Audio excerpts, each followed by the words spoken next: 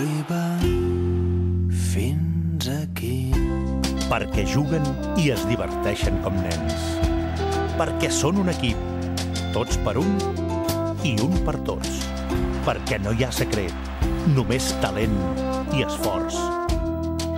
Perquè saben guanyar, però també perdre. Perquè són l'enveja de mig món i part de l'altre. Perquè hi ha sensacions que només ells et poden fer sentir.